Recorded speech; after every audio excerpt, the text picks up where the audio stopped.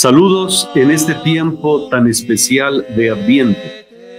La Universidad Pontificia de México se complace iniciar un año más nuestras catequesis patrísticas para preparar con alegría y reflexión la celebración de la Navidad.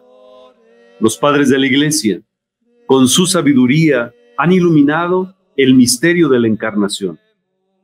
Durante esta semana exploraremos juntos las enseñanzas de algunos santos padres como Agustín de Hipona, Atanasio de Alejandría, Jerónimo, Gregorio de Niza, Ireneo de León, descubriendo la riqueza de su comprensión sobre el don divino de la Encarnación.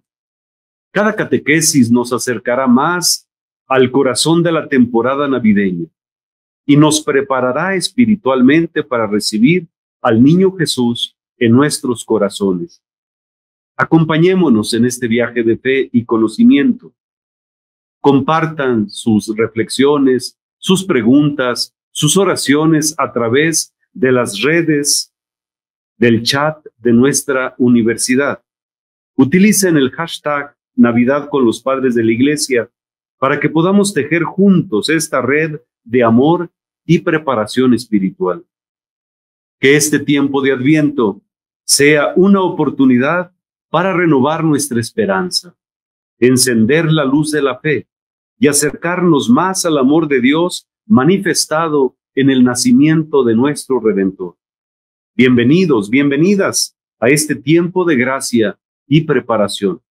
Su hermano en Cristo, Padre Jesús María Aguiñaga Fernández, desde la Universidad Pontificia de México, les desea una grata y profunda reflexión en este Adviento con los padres de la Iglesia para preparar la Navidad. Muchas gracias, Padre Jesús María, por esta presentación. Comenzamos esta semana con los padres de la Iglesia hablando sobre San Agustín y quisiera centrarme ahora en el sermón 190 que San Agustín predicó el día de la Navidad de un año entre el año 391 y el año 400. Bien, pues comienzo hablando en primer lugar cómo la Navidad en Hipona se celebraba, como en toda la Iglesia, entre el 24 y el 25 de diciembre. Sabemos que el Concilio de Nicea, como una consecuencia del Concilio de Nicea, la Navidad se comienza a celebrar en toda la Iglesia precisamente en esta fecha, del 24 al 25 de diciembre, por una parte, para quitar esa fiesta pagana del Sol Invictus, volver a darle importancia al nacimiento de Jesús, pero realizar esa labor sincrética de anular una fiesta pagana, colocando en la misma fecha de esa fiesta pagana una fiesta cristiana. Por lo tanto, en Hipona, siguiendo esta tradición propia del Concilio de Nicea, la Navidad se celebraba entre estas fechas, es decir, del 24 al 25 de diciembre, y sabemos cómo San Agustín, pues bueno, celebraba esta fiesta con todo su pueblo. Y en segundo lugar, tenemos que decir también cómo San Agustín vive la Navidad de una forma muy especial, porque él resalta, o él creía que verdaderamente Jesús había nacido en esa fecha, que realmente la fecha de la Navidad era una fecha histórica, es decir, él creía que realmente Cristo había nacido en esa fecha. Por lo tanto, nosotros hoy sabemos que para los estudiosos realmente Cristo no nació en esa fecha del 24 al 25 de diciembre. Los exegetas nos dicen exactamente lo mismo, pero San Agustín creía, dentro de las cosas curiosas de San Agustín, que realmente era la fecha histórica del nacimiento de Jesús, del 24 al 25 de diciembre. De hecho, él en ese sermón 190 nos recuerda esta realidad, como Cristo nace precisamente en esta fecha. Comenta San Agustín que él, siendo Dios, podía realmente elegir la fecha en la cual él quería nacer, y no solamente elegir la fecha, sino que podía también incluso elegir a su propia madre. Es curioso como en ese sermón 190, San Agustín se fija en este detalle, Cristo que elige no solamente la fecha, sino que elige también a su propia madre para nacer en este día. Bien, pues este sermón, sabemos que se conservan 18 sermones sobre la Navidad predicados en esta misma fecha. Conservamos, por lo tanto, un grupo de sermones, unos de ellos que los maurinos nos han guardado. Sabemos que los maurinos son los primeros editores de las obras de San Agustín. Ellos nos han guardado este grupo de sermones, pero junto con los sermones que nos guardaron los maurinos, hay otro grupo de sermones que también nos hablan sobre la Navidad. Por lo tanto, tenemos estos 18 sermones donde San Agustín nos habla de qué significaba ese nacimiento de Cristo, que era la Navidad en su propio tiempo. Bien, pues sabemos algunas circunstancias de este sermón agustiniano, conocemos algunos elementos de este sermón agustiniano. Sabemos que San Agustín predica este sermón precisamente en Hipona, lo que sería su propia capital, la capital de San Agustín, y sabemos también cómo San Agustín predica este sermón en un momento determinado entre lo que serían los años, el año 391 y el año 400. Por lo tanto, es un sermón que podemos ubicarlo o conocemos las características de este sermón 190. Veremos después cómo la fecha por la cual podemos inclinarnos será una fecha mucho más cercana, sobre todo al año 400, porque San Agustín utiliza palabras que no vuelve a utilizar o que utiliza en una fecha muy cercana al año 400 y no tanto hacia el año 391. Tenemos que considerar que los estudiosos han colocado ese sermón precisamente entre estas dos fechas, 391, 400. El año 391, nosotros tenemos a un San Agustín que está recién ordenado como presbítero, y el año 400 tenemos ya a un San Agustín que es obispo y que tiene una larga experiencia como obispo en esta ciudad de Hipona. Veremos que este sermón refleja más que nada la experiencia de un obispo que ha recorrido pues diferentes caminos, un obispo que tiene toda una experiencia pastoral a sus espaldas y que nos ofrece en este sermón una reflexión sumamente profunda con diversos temas, con diferentes temas que él nos presenta. Bien, pues vamos ahora, ya que este sermón está ubicado precisamente en Hipona, entre estos años 391 o el año 400, quiero ofrecerles unas imágenes de lo que se conserva, de lo que fue esa basílica, la basílica principal de Hipona. En Hipona había varias basílicas, esta basílica llamada Mayor o la Basílica de la Paz. Había otra basílica dedicada a los 20 mártires, había otra basílica dedicada a otro obispo de Hipona llamado Leoncio. Por lo tanto, vemos en esa imagen lo que queda de lo que era la Basílica de la Paz, esta Basílica Mayor de San Agustín, donde él posiblemente predicó ese sermón 190 entre estos años 391 y el año 400. Para que nos hagamos un poco una idea de cómo era esta Basílica de Hipona, porque aquí vemos solamente los restos de esta basílica, vamos a ver otra basílica. Viajamos ahora a Italia. Realmente así sería esta Basílica de la Paz de San Agustín, una basílica con una nave central sumamente amplia y dos naves laterales llamadas ambulatorium. Estos dos espacios para que la gente durante la celebración litúrgica pudiera moverse dentro de la basílica. Imaginemos que así sería esta Basílica de Hipona. San Agustín predicaba desde el ábside, por lo tanto, vamos a acercarnos al ábside. Vemos aquí el ábside de la Basílica de Hipona, lo que queda de ese ábside de la Basílica de Hipona, pero veamos ahora una reconstrucción de este ábside en una basílica paleocristiana, la Basílica de Rávena, en este caso la Basílica de San Vitale, donde vemos precisamente este detalle. Aparece una cátedra de mármol como la que tenía San Agustín, desde la que él predicaba, y rodea a esta cátedra de mármol toda una hilera también de mármol, donde se sentaban los presbíteros en las celebraciones junto con su obispo. Y junto a los presbíteros estarían también los diáconos, pero sabemos por la antigua tradición de la Iglesia que los diáconos, para manifestar el servicio que prestaban, ellos no se sentaban a lo largo de la celebración litúrgica, permanecían de pie para poder servir al obispo y servir a los ministros. Bien, pues volvemos a nuestro tema de este sermón 190.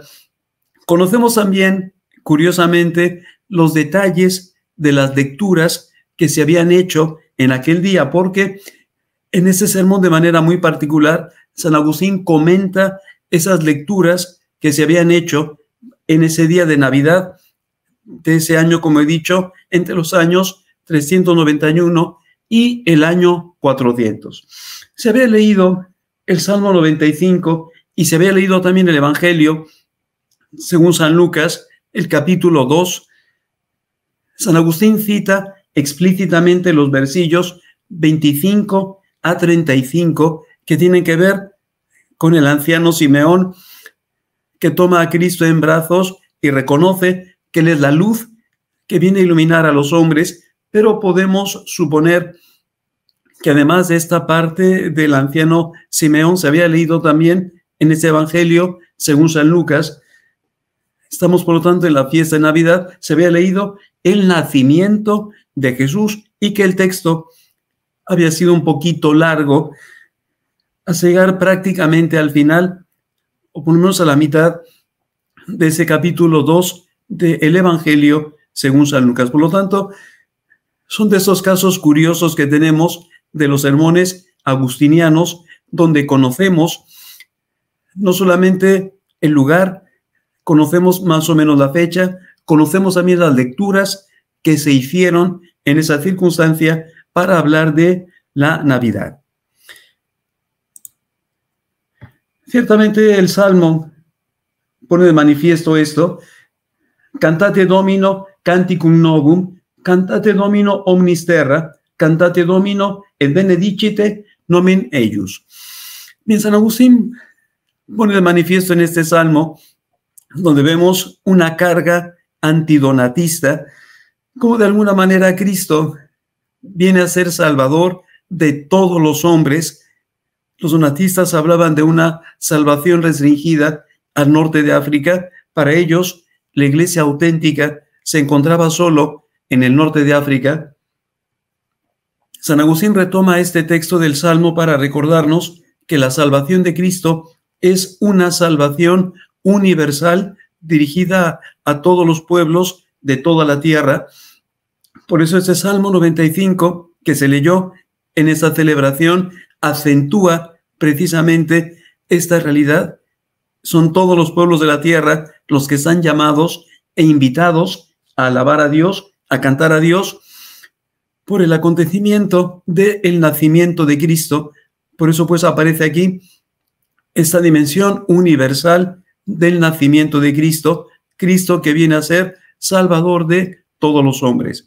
Sabemos que en las lecturas en la liturgia agustiniana ciertamente no había un misal, no había un leccionario. San Agustín escogía las lecturas según las diferentes celebraciones y podemos ver aquí, al escoger este salmo, la intención que tiene San Agustín, una intención eclesiológica sumamente clara de combatir contra los donatistas y presentar esta idea a Cristo que es Salvador de todos los hombres. Del Evangelio, San Agustín subraya cómo el anciano Simeón recibe a Jesús e invita a San Agustín a acoger el misterio de Cristo con toda su riqueza, de ese Dios que se ha hecho hombre por obra del Espíritu Santo. Veremos cómo los temas fundamentales de ese sermón 190 es un tema cristológico sumamente fuerte y sumamente marcado, a pesar de que en Hipona y en el norte de África no había un grupo arriano que fuera tan fuerte como lo era en Milán. Por ejemplo, en Milán sabemos que los arrianos tenían allí un cuartel sumamente fuerte en Milán, pero en el norte de África esto no era así.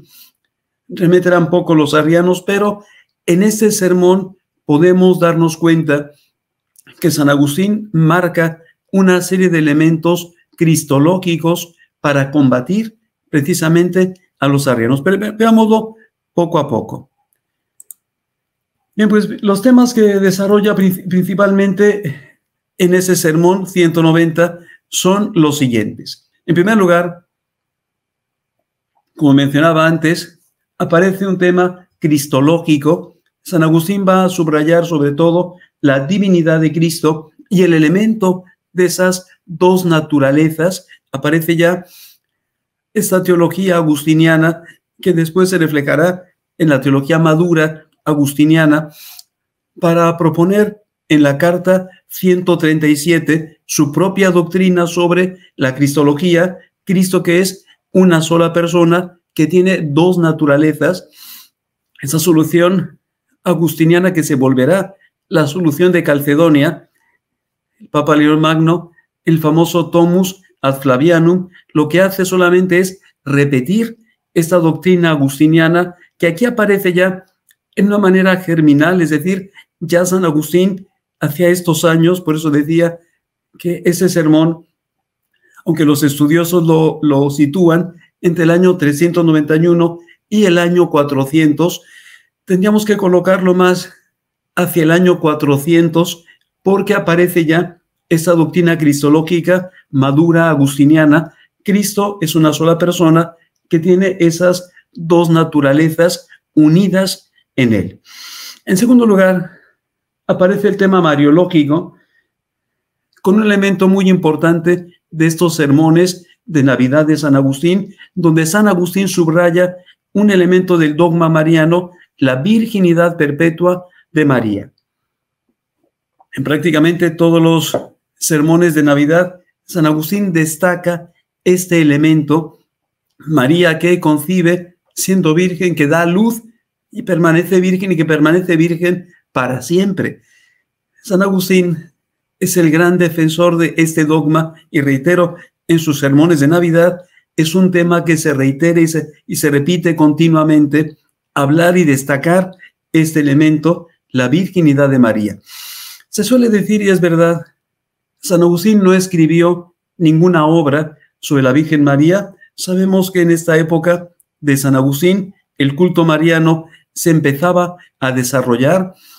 La imagen más antigua que conservamos de la Virgen María la tenemos aquí en Roma, en las catacumbas de Priscila, en una zona que se llama el Arenario. Es una imagen del siglo III, donde podemos darnos cuenta que ya a partir del siglo III la Iglesia empieza a considerar y a mirar a la Madre de Dios como un elemento importante en su propia fe. En Hipona, en el norte de África, el culto a María se iba desarrollando.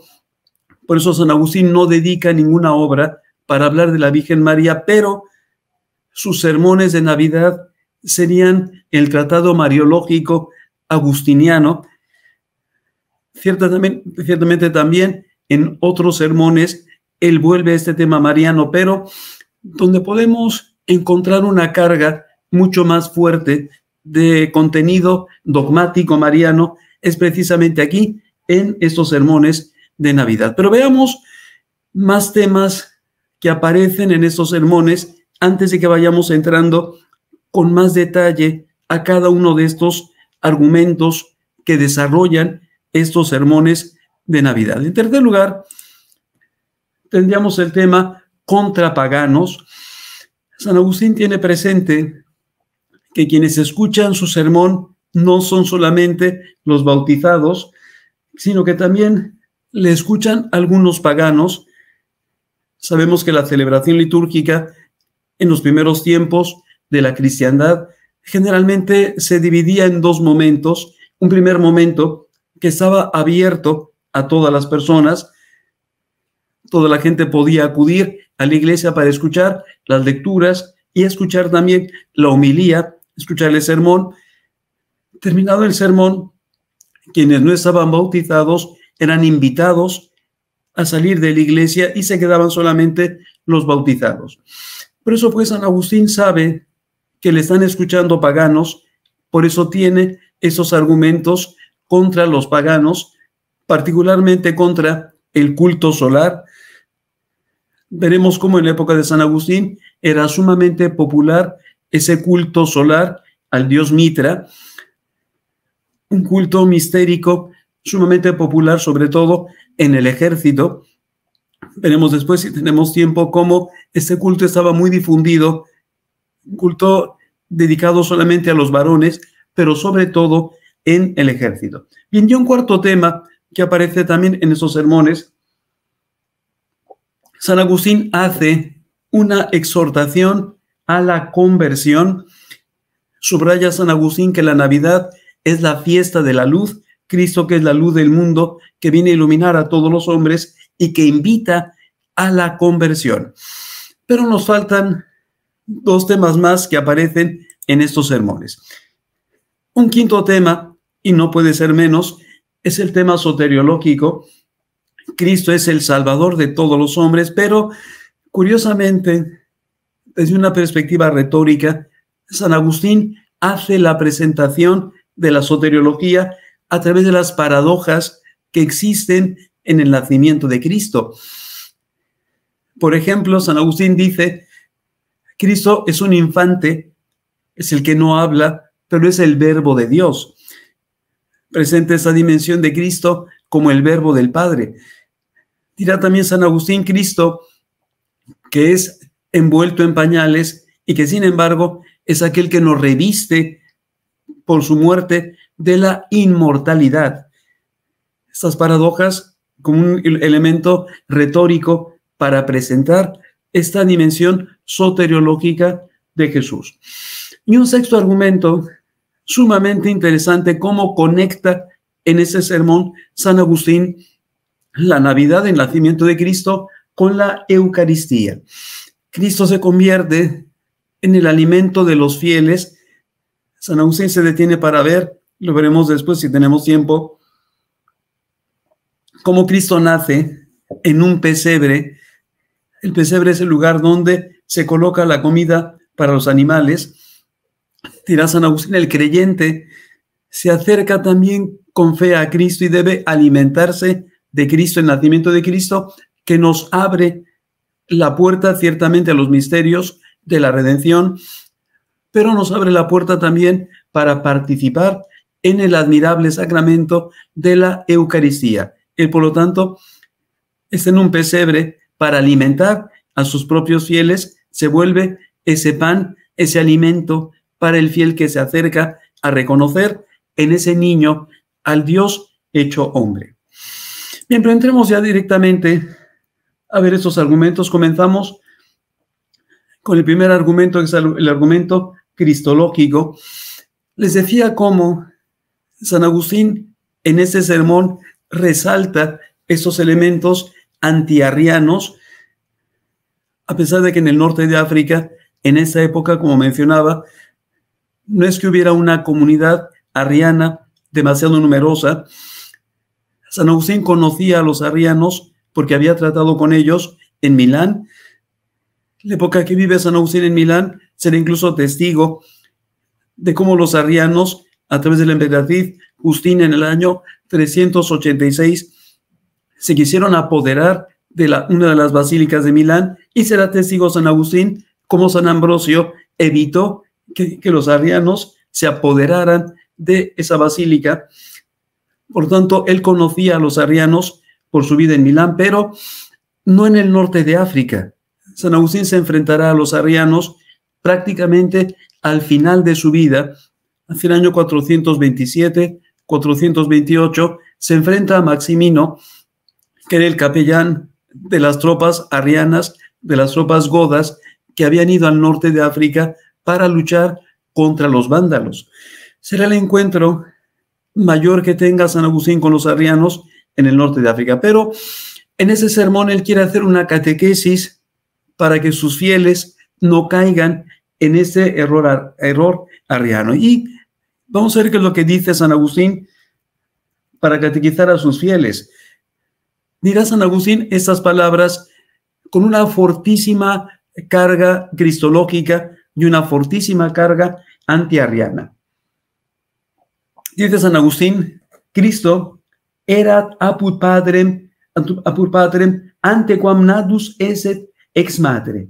Es decir, con esas palabras San Agustín resalta, por una parte, la preexistencia divina. Es decir, Cristo, antes de que naciera de su madre, existía y estaba junto al Padre desde toda la eternidad. Por lo tanto, Cristo es Dios.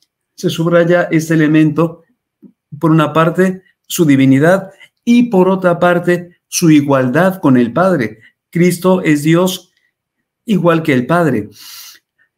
Como podemos verlo en esta imagen sumamente elocuente del sarcófago dogmático que se conserva aquí en Roma, fue hallado en la Basílica de San Pablo, fuera de los muros, donde vemos esta representación más antigua del arte cristiano de la Santísima Trinidad. Vemos en el centro al Padre, que con esos dos dedos que representan el gesto de la palabra, está tocando el brazo del Hijo para representar cómo el Padre crea a través del Hijo. Y detrás de ellos aparece una figura un poquito misteriosa, que es la figura del Espíritu Santo, que se acerca tímidamente a esa imagen para representar en ella, como decía, a la Santísima Trinidad. Pues bien, San Agustín en ese sermón destaca esta realidad. Cristo es preexistente, por lo tanto no es que sea una criatura excelente, como decían los diferentes grupos arrianos, que era parecido al Padre.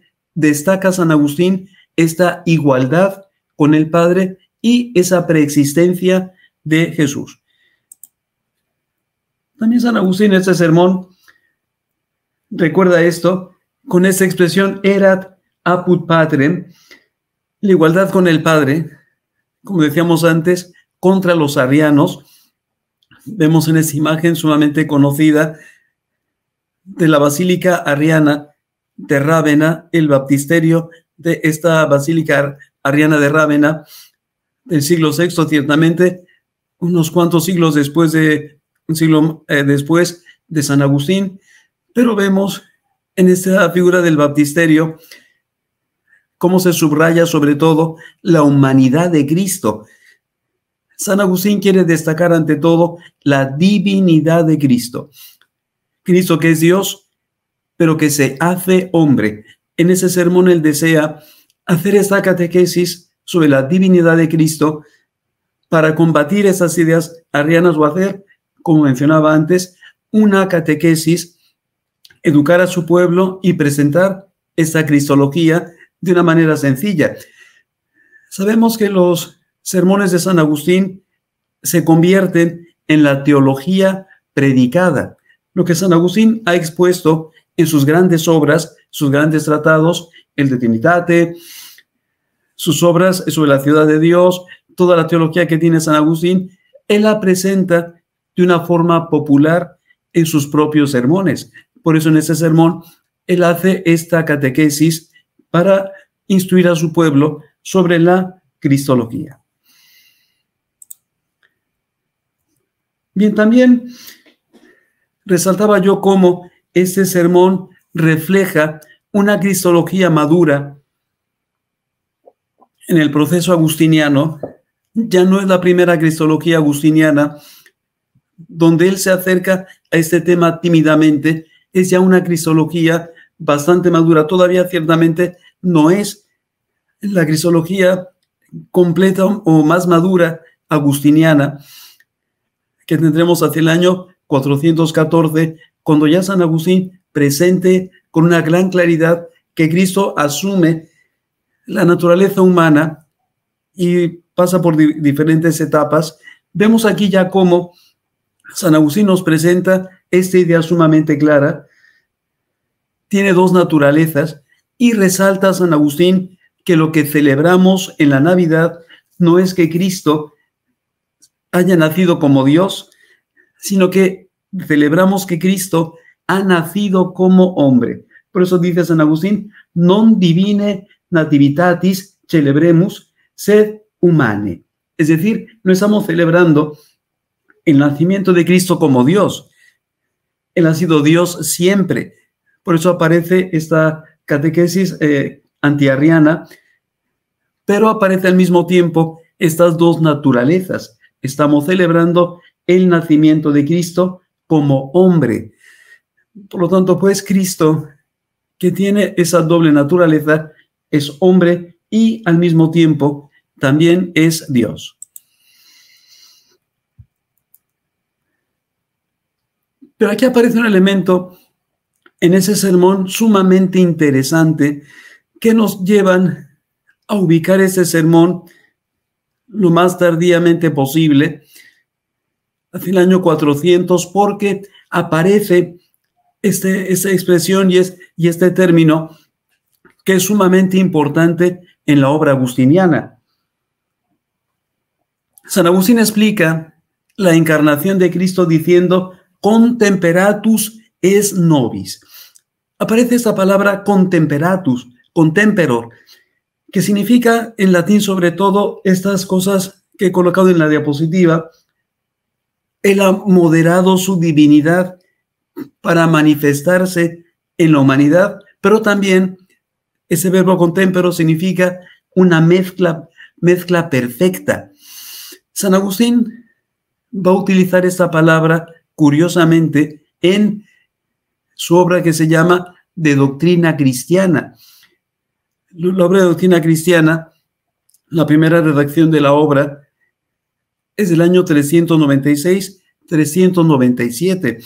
Por lo tanto, esta palabra nos ayuda a ubicar en el tiempo ese sermón 190. Por eso les decía yo que tenemos que colocar ese sermón de una manera tardía, hacia el año cercano al año 400. Pero también otro elemento sumamente interesante.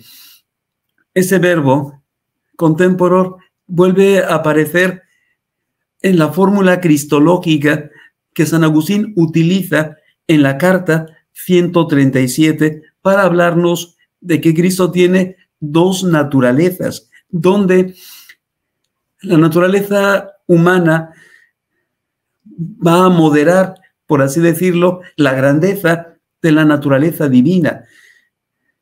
Aparece, por lo tanto, la importancia de esta expresión, donde San Agustín juega con ese doble contenido, doble significado que esa expresión tiene en latín, contemperatus, por una parte, como digo, una mezcla, la mezcla perfecta, la unión perfecta de la naturaleza humana con la naturaleza divina, ambas completas. En ese caso, contra los apolinaristas, dos naturalezas completas, unidas en una sola persona, pero también al mismo tiempo esta idea de moderación. La grandeza de la divinidad queda moderada en la humildad de la humanidad.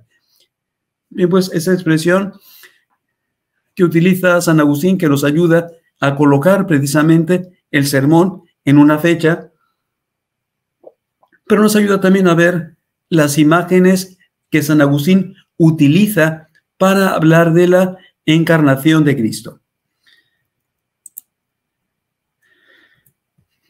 Bien, la finalidad de la encarnación también es puesta de manifiesto en ese sermón y le queda muy claro a San Agustín que la finalidad de la encarnación es llevarnos a poder contemplar aquello que los ojos no pueden ver, poder pasar de las cosas visibles a las cosas invisibles. Cristo es el Dios encarnado que hace visible de alguna manera la divinidad, acerca la divinidad a los hombres. Por eso dirá San Agustín, ¿cuál es la finalidad de la encarnación? A visibilibus, ad invisibilia transiremus. Aparece aquí ese verbo transiremus, poder pasar, poder ir más allá de los elementos visibles para poder alcanzar los elementos invisibles. Cristo se hace hombre, se hace visible para que el hombre pueda alcanzar esas realidades invisibles de Dios.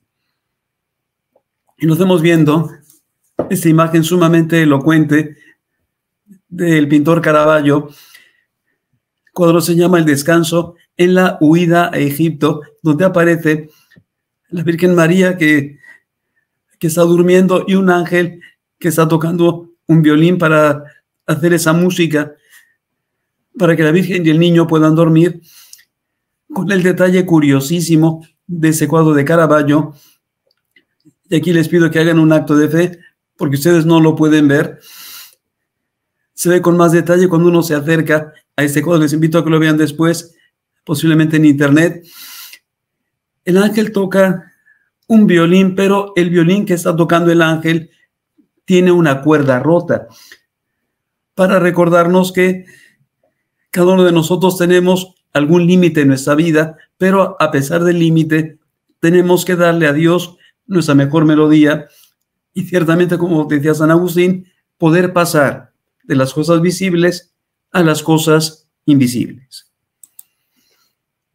Y también San Agustín en ese sermón nos recuerda esto, que Cristo tiene dos naturalezas y tiene dos nacimientos, subrayando este elemento de los dos nacimientos con esta expresión per fide católica, es decir, eso es lo que cree la fe católica. Para San Agustín es fundamental tener presente la regla de fe, ser fieles a lo que cree la Iglesia, por lo tanto no irse por otras partes con fantasías o con herejías, sino sostener lo que afirma el dogma de fe de la Iglesia Católica.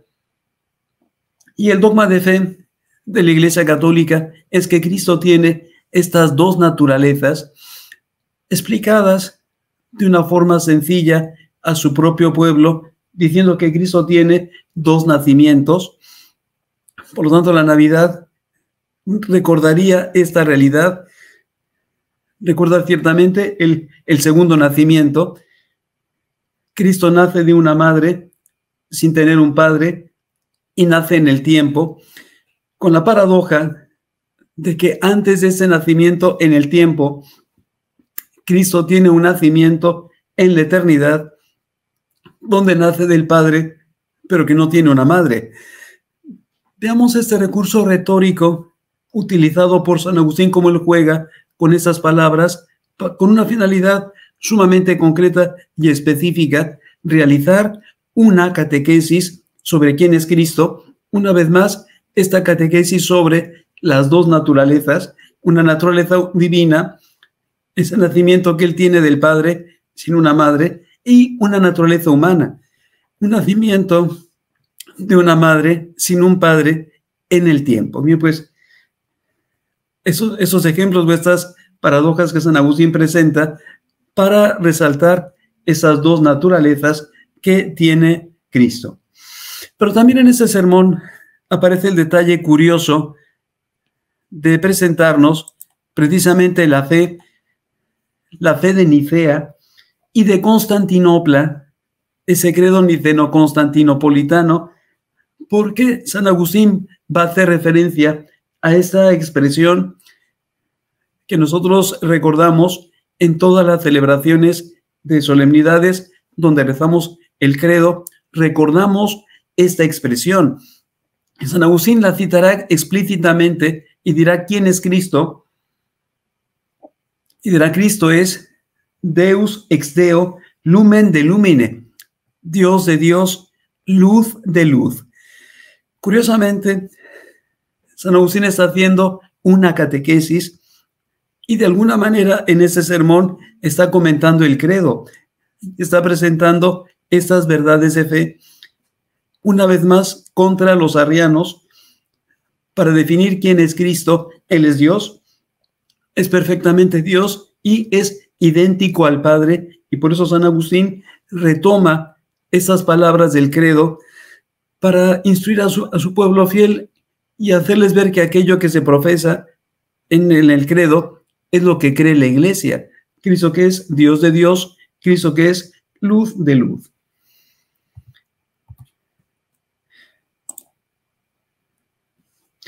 Bien, ¿cuáles son las paradojas para demostrar esa divinidad de Cristo.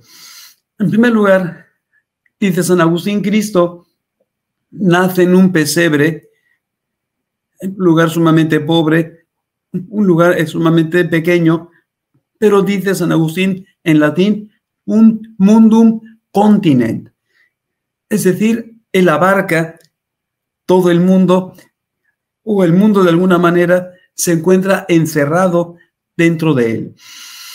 Les he colocado aquí en la diapositiva la referencia al comentario al Salmo 26, el segundo sermón, donde también San Agustín utiliza este verbo en una de las imágenes más ricas o más interesantes que nos ofrece San Agustín para hablarnos de Dios, que es Padre y es Madre, y utiliza ese verbo para definir el aspecto materno de Dios, porque Dios, como una madre que está esperando un hijo, contiene a los seres humanos en su interior. Aquí aparece esta misma idea.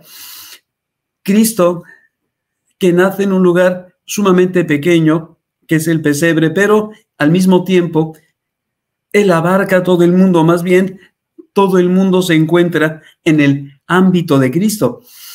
Podríamos decirlo con esas palabras del comentario al Salmo 26, el mundo se encuentra dentro de Cristo, es decir, Cristo abarca todo el mundo, pero se manifiesta en esa pequeñez, la pequeñez de haber nacido en un pesebre. Por lo tanto, esa paradoja, el que abarca todo el mundo y el que envuelve todo el mundo como en un seno materno, se manifiesta pequeño en un pesebre.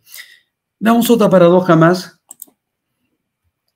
Segunda paradoja, dice San Agustín, Cristo bebe la leche de su madre, pero es el que alimenta a los ángeles, ángelos pascit. Parece esta idea muy repetida en San Agustín. Cristo nos nutre, pero también Cristo en la eternidad nutría con su palabra, con su propio ser, a los ángeles. Tercera paradoja, a la que yo hacía referencia al inicio, Cristo es envuelto en pañales una vez que nace, pero Él es el que nos reviste a nosotros de inmortalidad. Sed immortalitate nos vestit. Él es revestido en pañales, pero a nosotros nos envuelve en la inmortalidad. Gracias al nacimiento de Cristo, los seres humanos hemos sido redimidos y alcanzamos esa inmortalidad en Cristo. Por lo tanto, aparecería esa paradoja, Cristo que es envuelto en pañales, pero que al mismo tiempo nos envuelve en su inmortalidad. Veamos una paradoja más.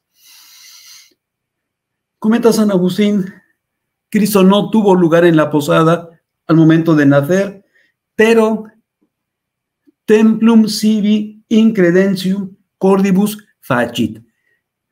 Se ha hecho un templo en los corazones de los bautizados.